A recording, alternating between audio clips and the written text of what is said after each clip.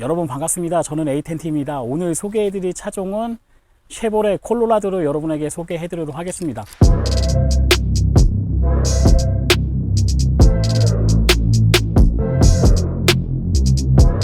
픽업 트럭은 제가 지난번에 리뷰한 것 중에 이제 램 1500 모델을 여러분에게 잠깐 소개해드린 적이 있었거든요. 풀사이즈 트럭은 금액대가 현재 국내에서 판매하고 있는 건 한 1억 2천대 또는 1억대 정도 판매를 하고 있고요.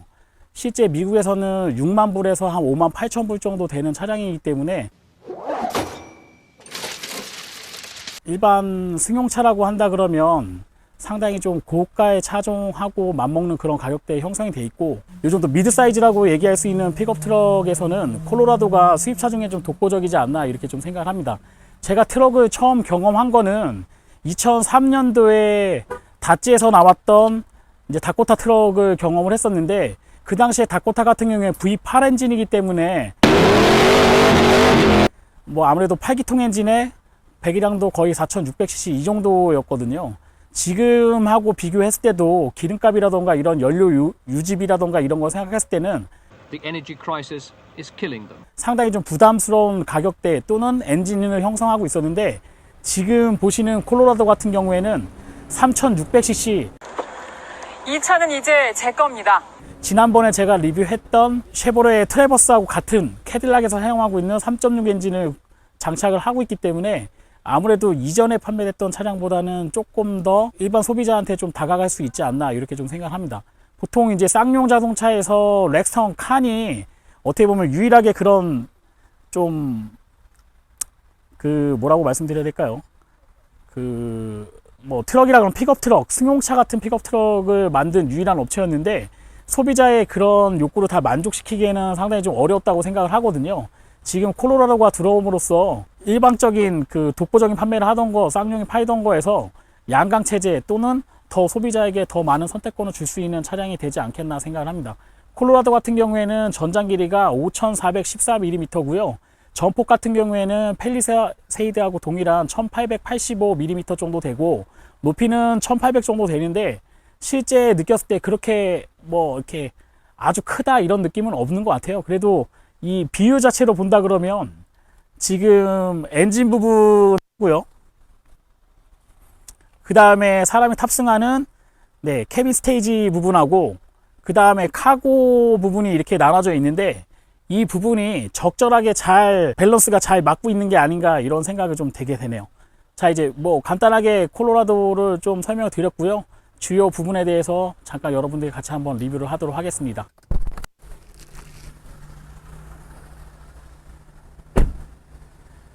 엔진 같은 경우에는 직분사 엔진을 사용하고 있고 V6 엔진이 장착이 되어 있는데, 퓨어로 매니지먼트 기능이 들어가 있기 때문에 저속이라던가 상황에 따라서는 기통수 2개를 죽일 수 있는 그런 기능이 들어가 있거든요. 그래서 4기통으로만도 주행을 하실 수 있고요. 상황에 따라 6기통으로 전환할 수 있는 기능이 들어가 있고, 보통 예전에 픽업 트럭이라 그러면 4륜 구동 베이스를 기본으로 장착되기 때문에 4륜을 시작해서 4륜으로 끝나는 경우가 많이 있었는데, 지금 요즘 시대에 나오는 이런 픽업 트럭, 특히 콜로라도 같은 경우에는 기본 베이스를 2륜으로 전환해서 다닐 수가 있고요. 그 다음에 다이얼 로브에 따라서 4륜으로 전향하실 수 있고, 오토로 전향해서 2륜, 4륜을 전자식으로 왔다 갔다 할 수 있는 그런 기능이 장착되어 있고요. 그 다음에 요즘 레저 하시는 분들에 따라서 뒤에 캠핑카라던가 트레일러를 끄는 경우가 있잖아요. 이 차 같은 경우에는 지금 3톤 이상의 캠핑카를 끌 수 있는 그런 견인 능력을 가지고 있고요. 포로우 쪽에 놓게 되면은 캠핑카에 맞춰서 쓸 수 있는 그런 많은 옵션들이 장착이 되어 있습니다. 콜로라도 같은 경우에는 지금 쌍용 자동차의 렉스턴 칸하고 좀 많이 비교를 하시는 것 같아요. 근데 저는 칸하고 비교하는 거는 물론 이제 사이즈라던가 이런 여러 가지 기능 면에서는 비슷할 거라고 예상을 하지만, 기본적인 베이스, 엔진 베이스가 디젤 엔진하고 가솔린 엔진하고는 승차감이라던가 이런 부분에서 좀 차이가 많이 날 것 같고요. 기본 구조 자체는 차량 구조가 프레임 구조로 되어 있는데, 승차감이 상당히 좋다고 말씀들을 하시거든요. 사실 프레임 구조가 많이 좋아봐야 어느 정도 승차감이 나올까 저도 약간 의구심이 들긴 합니다만은, 요즘에 나오는 차 중에서 콜로라도가 상당히 승차감이 좋다고 많은 분들이 혹평을 또 해주시고 계시기 때문에, 실제 좀 차량 운전을 해보고 이 차의 승차감을 여러분에게 상세하게 좀 다시 한번 전달해 드리도록 하겠습니다.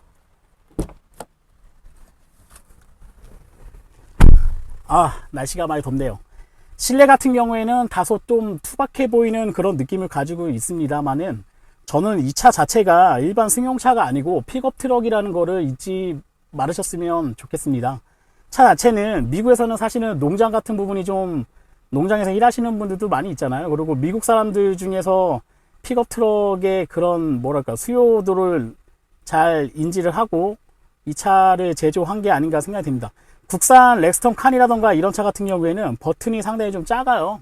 아무래도 승용차를 조금 생각을 해두고 실내 부분을 그렇게 디자인한 게 아닌가 생각이 되는데, 콜로라도 같은 경우에는 정통 픽업이 추구할 수 있는 그런 부분을 많이 생각을 한 것 같아요.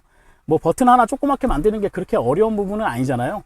근데 보통 외부에서 뭐 제가 이제 뭐 농사를 짓는 건 아니지만 농사에서 일을 하거나 뭐 가죽 장갑이라던가 이런 이제 뭐 나무 벌목을 하거나, 네, 요런 이제 그 외부에서의 활동을 한 다음에 뭐 장갑을 벗고 우리나라 사람들처럼 버튼을 누를 수도 있지만 일반적으로 장갑을 끼고 버튼을 누르는 경우도 있거든요.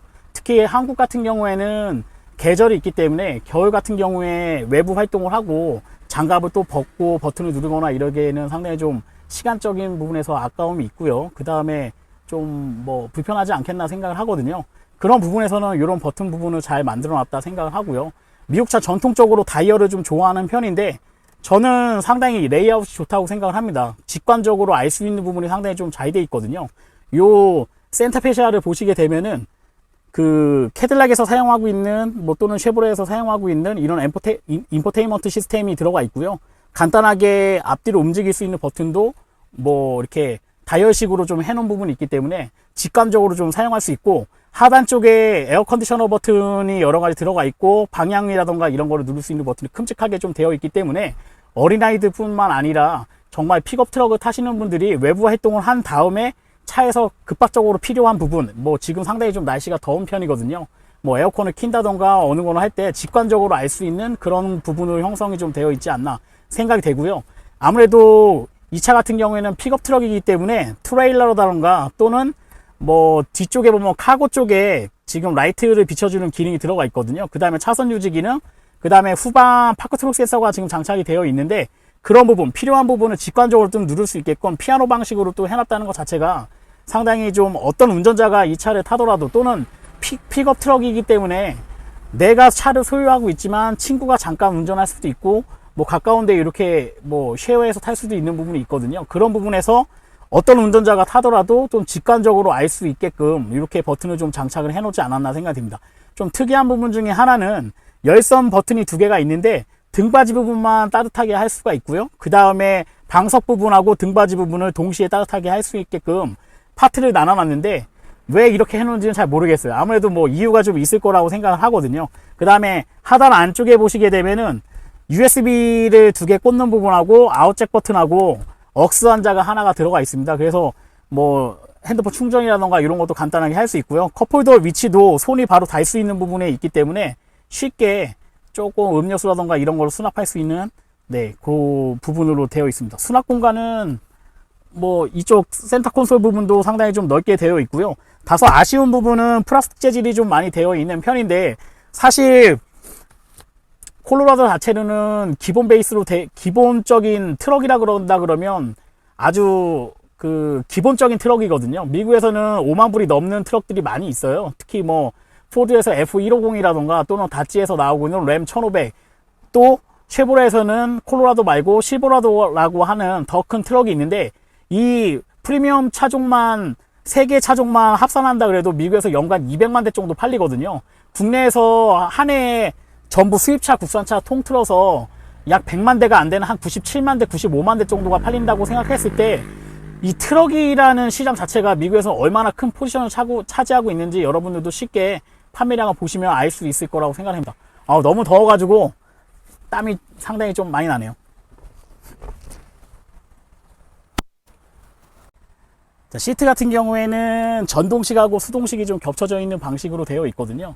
지금 보시게 되면은 앞부분만 따로 올릴 수가 있고요. 그 다음에 전체적으로 시트 높이를 올릴 수 있게 되어 있고요. 그 다음에 럼버 서포트가 전동식으로 좀 들어가 있고, 요 레버 같은 경우에는 지금 이렇게 하게 되면 등받이 부분만 수동으로 되어 있는데, 혹자는 좀 불편하다고 하시는 분도 계시긴 하지만 저는 뭐 그래도 이 정도면은 준수하다 이렇게 말씀드리고 싶습니다. 이 차 자체는 이제 픽업 트럭이기 때문에 아마 그 승용차를 좀 생각하시는 분들은 왜 등받이 부분이 수동으로 되어 있냐 이렇게 말씀하시는 분도 많이 계실 거라고 생각을 하거든요. 근데 사실 조금만 생각해 보시면 뒤에다가 카고에다가 짐을 상당히 많이 실은 상태인데 더 많은 짐을 실어야 되는 경우가 생길 수도 있거든요. 근데 전동식 같은 경우에는 그 레이트가 아무래도 조금 차이가 날 수도 있고요. 좀 그런 부분에서는 짐 실는데 좀 불편할 수가 있는데 시트만 앞쪽으로 바로 이동한 다음에 레버만 좀 당겨 주시면 이 뒷부분도 카고 스페이스로 좀 뒷부분도 생각해서 쉽게 짐을 싣거나 아니면은 뭐 이렇게 한 다음에 할 수 있기 때문에 저는 이 부분은 그래도 불편함은 전혀 없지 않겠나 생각을 합니다. 뭐 일부 프랑스 차들 같은 경우에는 또는 뭐 미니라던가 독일의 미니 BMW 미니 같은 경우에는 이쪽에 레버를 돌리는 방식으로 되어 있는데 좀 빡빡하게 되어 있어서 좀 불편함이 있거든요. 근데 그냥 레버 당기는 방식으로 되어 있다 보니까 이 부분도 충분하게 저는 감안할 수 있지 않겠나 생각을 합니다. 자, 뒤에 시트 같은 경우에는 뭐 그렇게 넓다고 말씀드릴 수는 없지만 그래도 요즘에 뒷좌석에 만약 가족이 같이 탄다 그러면 뭐 핸드폰을 사용하거나 이런 경우가 있잖아요. 저 안쪽에 보시게 되면은 USB 포트가 2개가 있고 아웃잭이 하나가 있기 때문에 총 3개의 그런 전기 연결 단자가 있거든요. 그래서 충분하게 뭐 5인승이기 때문에 5명이 앉은다 그래도 각자의 그런 이제 뭐 일렉트릭 기계를 연결해서 사용할 수가 있고요. 이 차도 짐차로 좀 쓸 수 있는 부분이 좀 2가지가 있어요. 그 부분을 좀 보여드리도록 할게요.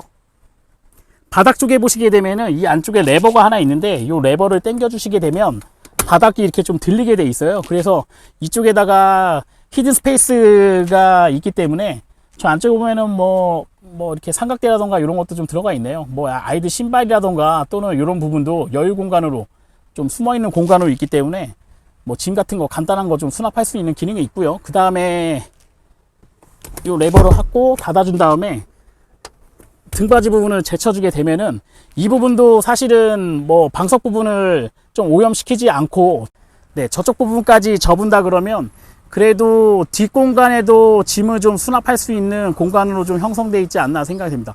이런 부분은 좀 플렉서블하게 좀 생각을 하고 만든 게 아닌가 생각이 되고 아무래도 트럭을 만든 역사가 100년이 좀 넘기 때문에 국내에서 판매되고 있는 뭐 렉선 칸이라던가 이런 차하고 비교했을 때 하고는 정말 비교할 수 없을 정도로 세세하게 좀 많은 부분에 신경을 써서 만든 차가 아닌가 생각이 됩니다. 아무래도 픽업 트럭이다 보니까 뒷좌석 뒤에 카고 부분에 대한 아마 궁금증을 제일 많이 가지고 계실 것 같아요. 요즘에 심심치 않게 외부에 이제 뭐 강원도라던가 이런 게 놀러 가다 보면은 뒤에 트레일러를 장착한 차량들을 많이 보거든요. 사실 저는 샤시 강성이라던가 이런 게 형성되어 있지 않는 승용차 가지고 트레일러를 하시는 분들이 있다 그러면 조금 별로 안 좋은 소리를 좀 하는 편입니다. 왜냐면 아무래도 디테일링 감성이 좀 약하다 보니까 차가 나중에 좀 오래 타다 보면 잡소리도 많이 날 수 있고 여러 가지 뭐 고장날 수 있는 요인이 많이 있는데 이 차 같은 경우에는 프레임 온 바디로 되어 있고요. 프레임 바디로 되어 있고 그 다음에 트레일러 같은 경우에도 지금 3톤 이상을 견인할 수 있는 그런 견인 능력을 가지고 있는 차량이고요. 아마 SUV를 가지고 많이 트레일러를 끌 거라고 예상을 하는데 SUV 중에서는 아마 국내 분들이 가장 좋아하시는 차량은 아마 모하비를 가장 추천하시는 것 같고요. 그 다음에 수입차 중에서는 폭스바겐 투아렉이 한 3.4톤, 3.5톤 정도 되는 트레일 견인 능력을 가지고 있거든요. 그 부분이 수입차 중에서는 가장 높은 그런 트레일 능력을 가지고 있는 차량인데 그에 맞먹는 트레일 능력을 가지고 있기 때문에 좀 더 큰 그런 캠핑카를 끌더라도 이 차에 데미지를 주지 않고 여러 가지를 레저를 즐길 수 있는 차량이 지금 보시고 있는 쉐보레의 콜로라도가 되지 않겠나 생각이 됩니다. 여기 보시게 되면은 지금 트레일러를 연결할 수 있는 부분하고요. 그 다음에 4구짜리인가요? 지금 4구짜리하고 7구짜리까지도 연결할 수 있는 포트가 지금 장착이 되어 있고요. 지금 실내 카고를 한번 보여드리도록 할게요. 이 부분도 모르겠습니다. 좀 기술력이 들어간 거라고 생각을 하죠. 국산차 같은 경우에는 카고 스페이스를 열 때 정말 둔탁하게 열리고 사실 이 부분도 상당히 좀 무게가 있는 편이거든요. 근데 이런 부분도 상당히 좀 여유 있게 열리는 편이고요. 지금 이쪽에 발판이 장착이 되어 있기 때문에 어린아이들도 쉽게 밟고 올라갈 수 있는 그 정도의 쉽게 올라갈 수 있게끔 장치가 되어 있다 보니까 뭐 아이들도 쉽게 올라갈 수 있고요. 혹시 여기에 이제 뭐 옵션 파트로 파는 중에 텐트를 연결하거나 이렇게 해서 또 장착을 하는 경우도 있으시거든요. 이런 부분도 여러 가지 파트를 좀 만족해 주는 게 아닌가 생각이 됩니다. 그 다음에 카고 부분은 지금 700kg까지 적재를 할 수 있고요. 최대 적재 능력은 700kg까지 적재를 할 수 있고, 이 안쪽에 보면은 이제 원래 이제 바디로 되어 있잖아요. 바디로 되어 있는 부분이 있는데, 지금 국산차 같은 경우에는 이쪽에 적재함을 따로 뭐 개조를 하셔야 돼요. 뭐 무거운 짐을 싣거나 이렇게 되면은 적재함에 긁히거나 이렇게 되는 경우가 있는데, 지금 콜로라도 같은 경우에는 스프레인 베드가 기본으로 다 도포가 되어 있는 상태거든요. 약간 아스팔트 재질이라고 해야 될까요? 조금 튼튼한 재질로 스프레이식으로 뿌려가지고 도포를 해놓은 상태이기 때문에, 픽업 트럭을 구매하시는 분들은 쌍용의 렉스턴 칸하고 많이 비교하시는 것 같은데, 렉스턴 칸보다는 조금 더 좋은 재질, 좀 더 견고하고 비싼 재질로 지금 기본으로 장착이 되어 있습니다. 뭐 여담으로 말씀드리면, 외부에서 램 1500이라던가 또는 그 포드의 F150 같은 경우 구매하시게 되면 이 스프레인 베드를 대부분 다 도포를 하시는 편이거든요. 이것도 외부에서 도포를 하시게 되면 대략 한 100만 원 정도 들어갈 수 있는 그런 비용이 발생을 하는데, 지금 3,855만 원짜리부터 가격대에 따라서 4,350만 원까지 가격이 포진되어 있는데, 3,800만 원대 차에도 지금 스프레인 베드가 장착되어 있다는 것 자체가 상당히 좀 가격 경쟁력을 많이 확보하고 있는 게 아닌가 생각이 됩니다. 자, 안쪽에 보시게 되면은 쪽 창문이 하나 있는데, 이것도 한번 제가 열어보도록 할게요.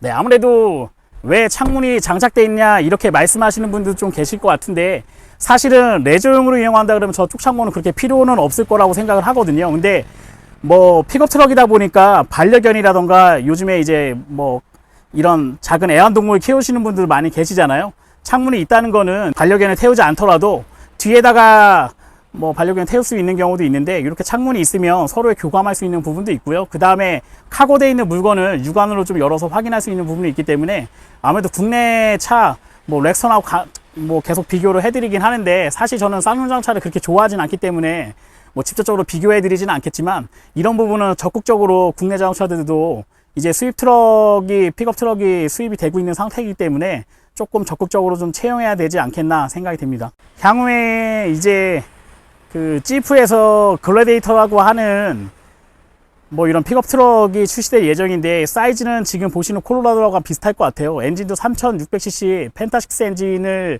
장착하고 아마 나올 예정인데, 지난번에 제가 잠깐 그레이 매장에 갔다가 그 글래디에이터로 여러분에게 소개를 잠깐 해드린 적이 있거든요. 지금 콜로라도하고 비슷한 정도의 사이즈를 가지고 있는데, 가격은 그레이에서는 한 8천만 원 정도에 판매를 하고 있고요. 아마 국내에서 지금 픽업 트럭이 글래디에이터가 지프에서 수입이 된다 그러면 대략적으로 랭글러보다 약간 좀 비싼 가격대에 판매를 한다고 하니까, 한 7천만 원에서 한 6천 후반대에서 7천만 원대 정도에 판매하지 않겠나 생각을 합니다.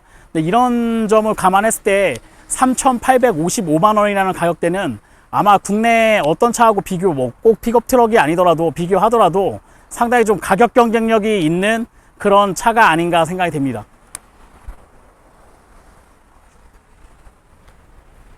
올라가 봐.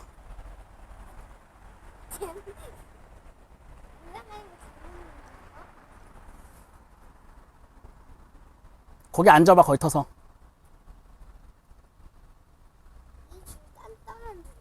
단단한 줄이야. 같이 앉아볼까? 아니. 내가 얘기해볼게. 가만히 있어봐. 앉아있어봐. 앉아있어. 단단한 줄이야. 일로 앉아있어봐. 같이 앉아있어, 여기. 자, 저도 이제 몸무게가 좀 많이 나가는 편인데, 90kg.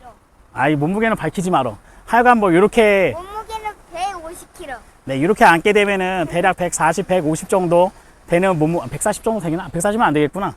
하여튼 뭐, 한 120 정도 되는 몸무게인데, 충분하게 좀 어느 정도 할 수 있을 거라고 생각을 하고, SUV보다는 상당히 좀 높은 것 같아요.